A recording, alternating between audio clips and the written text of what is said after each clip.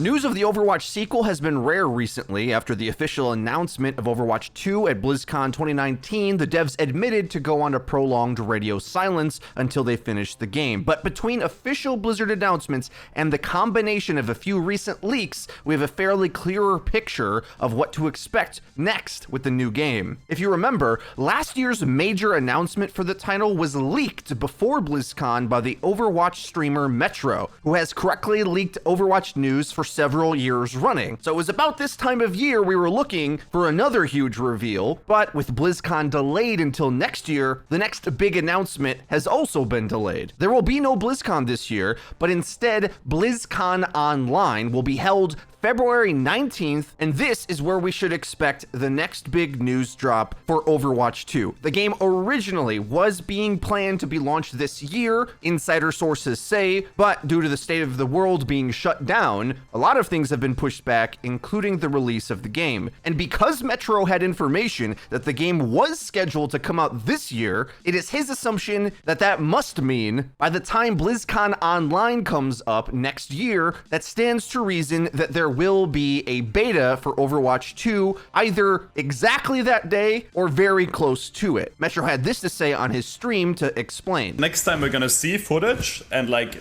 new stuff of Overwatch 2 is gonna be at BlizzCon 2021, which we know is gonna happen in the first quarter of 2021. I would imagine, and this is speculation from now on, that them showing the game again and them having planned, which I knew last year, right? They had planned to release the game this year. I can only imagine the delay is mostly caused by Corona, right? So I would imagine with them showing the game at the time of BlizzCon 2021, we're at least gonna get a beta. Now, if the game is gonna fully release or it's gonna be beta only, is yet to be seen. But I'm like 95% confident that we're gonna have at least a beta.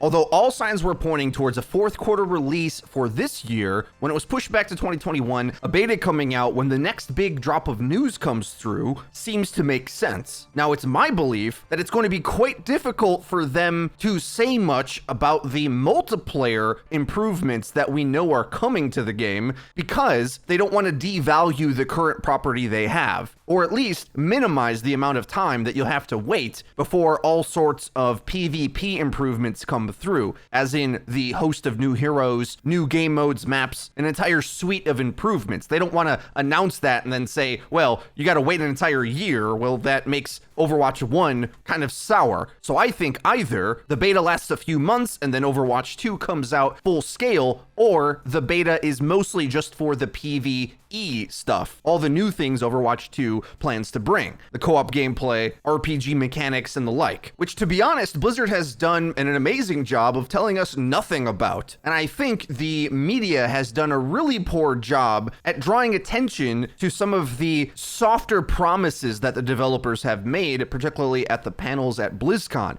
The official announcement seemed very simple, straightforward, and made the game look like an expansion. But the details that Aaron Keller and Jeff Kaplan and Scott Mercer and more gave us when questioned about the level of scope for the PvE side of the game makes me think that there's a lot of systems that they've yet to unveil that are going to achieve the quote endless replayability they're looking for. I expect it to mirror design that they've used for Diablo 3, for example. They learned a lot developing that game as well as World of Warcraft over the years, so I don't mean to raise our expectations too high unfairly, but I think the precedent they've set for themselves is much higher than anyone thinks, because the game they showed at last year's BlizzCon did look like a small step forward. I think they purposely were trying to set expectations low so they can blow us away. Now, there were a few more items to discuss that have been revealing themselves about Overwatch, one official and one leaked. A major leak came through was from a survey given to German Overwatch fans asking how receptive they'd be to different pricing models for the new game, as well as other add-ons and extra cosmetics and the like. So keep in mind, any of this can be subject to change, but it is definitely useful to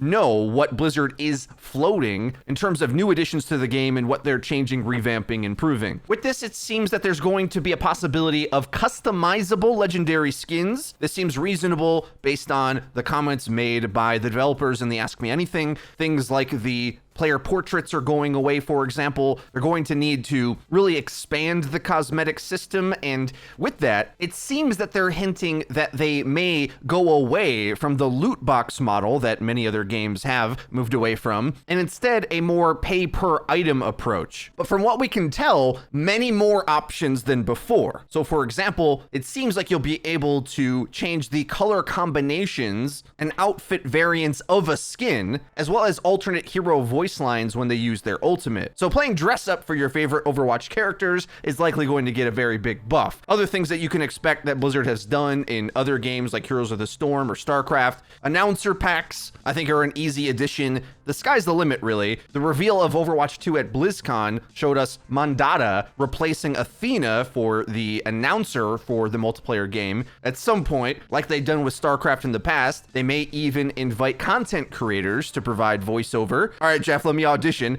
Team kill. Yeah? Come on, that's worth $9.99 or whatever they charge for it. Hook me up, Jeff. Come on. So those are the kinds of things that you can expect. Revamped cosmetic system, ton more depth and options, and the entry point to that will come from the different pricing models for the game. None of this has been officially announced, but there's the regular priced model as well as premium models shown from this survey that the base game appears to be $40 like it was for Overwatch 1, but the high end is going to go even higher, where the biggest bundle will go for $120 and provide you with credits, skins, emotes, dances, sprays, and XP boosters, which can be a bit controversial at times, but you'd expect that that might play into either the new cosmetic system or perhaps the PvE. Now, last up for the video, perhaps the best save for last for us ranked players, Scott Mercer featured on a co-stream from Plat Chat where they discussed Overwatch and watched some Overwatch League matches, and in it, Scott revealed the types of things that they're looking to address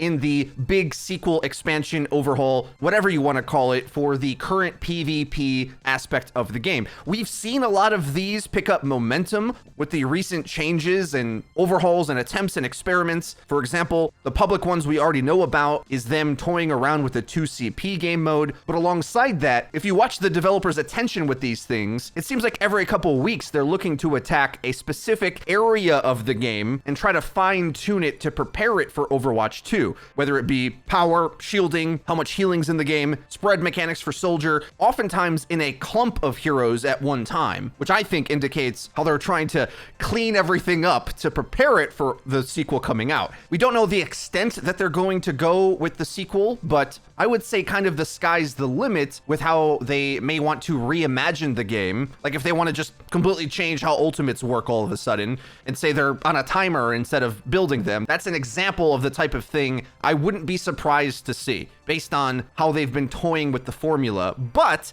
the experiments they've been doing instead indicate to me that they're trying to get the core of the game to feel like it did in 2016, ready for the sequel's launch. Now, that's sort of big picture stuff. Now let's discuss some specific things Scott said that we can come to expect with the sequel.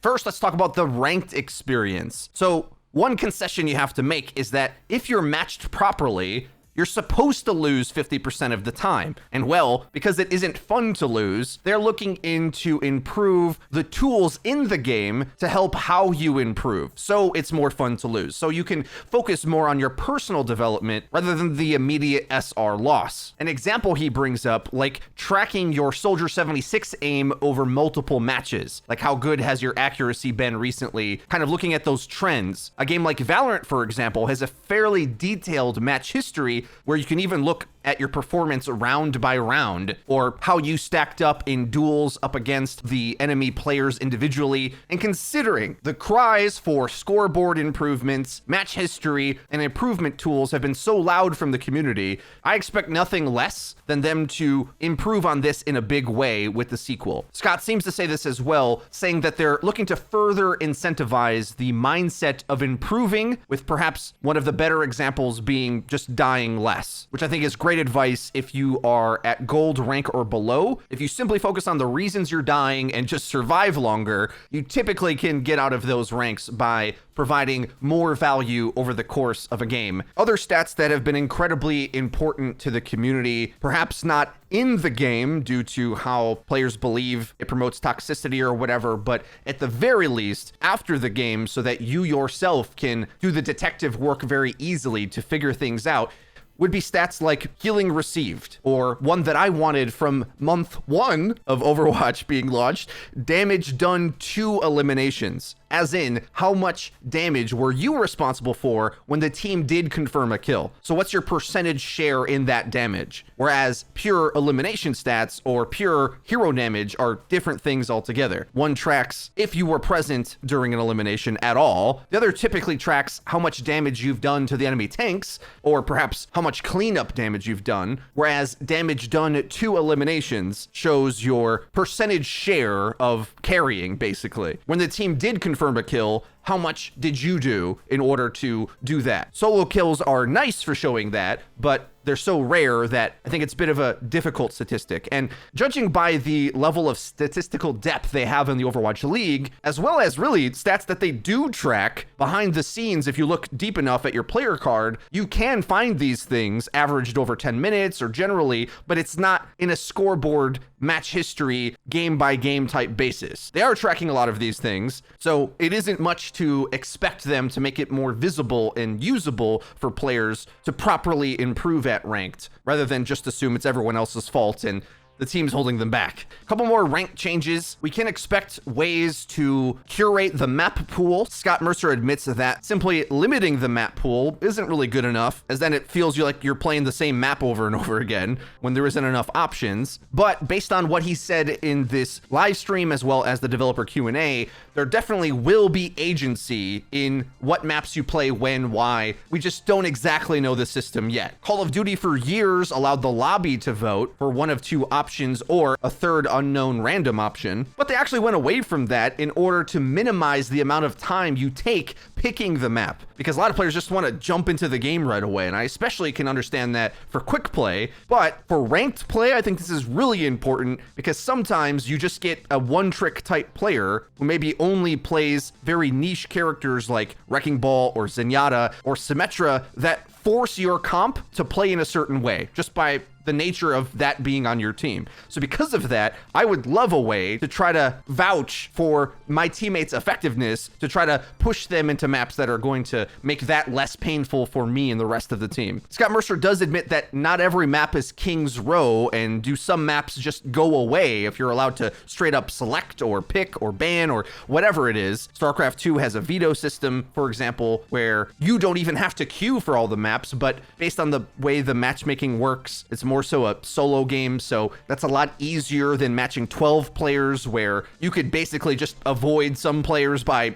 vetoing a map, so that would increase queue times. So I doubt that's going to happen, but a lot of interesting questions and concerns being brought up in this regard. Of course, you guys know our answer on this. If some maps just, quote, go away, well, I don't think that's necessarily a bad thing if the community largely agrees. I play a considerable percentage of my playtime in quick play, and as it stands now, there might as well be a map ban for Horizon Lunar Colony or Paris, which I feel the reputation of those maps in the community went down when Blizzard officially denounced them from the ranked hero pool. Players don't even feel like attempting to learn them anymore, now that they essentially have the Blizzard stamp of approval that they're not actually good competitive maps. I still like Horizon. I think it's a great map, but 2CP is just a difficult thing to play with randoms. And despite Jeff saying that community members and content creators overstate people's dislike for 2CP, I think their own data would show that since I barely can even complete a game of HLC or Paris in quick play, that it's probably a pretty fair assessment. Keep in mind, I love 2CP. It's exactly the type of Overwatch I like to play. It's all about engagement knowledge, execution,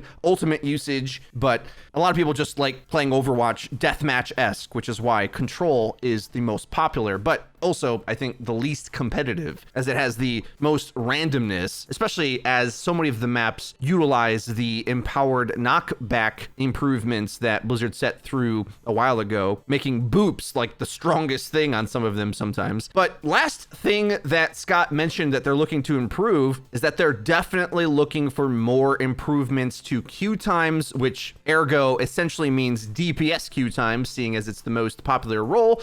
In ranked though, in quick play, the queue times are pretty even, to be fair. And based on this, the only direction I can see them going is a priority queue, which they already have instituted for backfills or levers. All they would have to do is devise a system that's either IOU based or endorsement based or whatever, where you're rewarded a priority queue status, think getting a fast pass at Six Flags or Disney World, for being a positive member of the Overwatch community in some way. How do they go about doing that? Not exactly sure. And no matter how they do it, players will attempt to game the system. Right now, for quick play, for example, you can queue 3 roles, get into a backfill game, finish it, then re-queue just for DPS and get a priority queue for that. Is that unfair? Is that gaming the system if I were to do that? Well, when a player leaves a quick play game, that game is kind of ruined for everybody involved. So if you backfill into it, play it to completion to try to save the fun for everybody else, oftentimes trying to bring back a loss, which isn't very fun. I think that's a fairly fair system, especially since it's quick play. Now, things get a little bit more complicated when you're talking about ranks,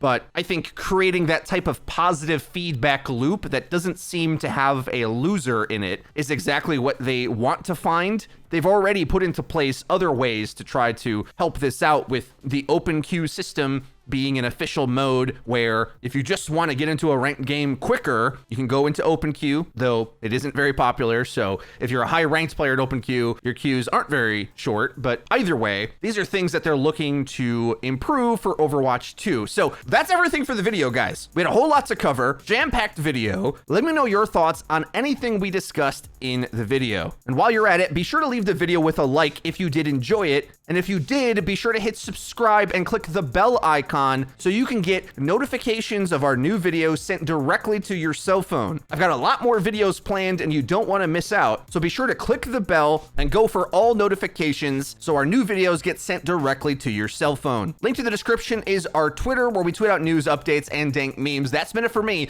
I've been Frito for Your Overwatch. We'll see you guys next time.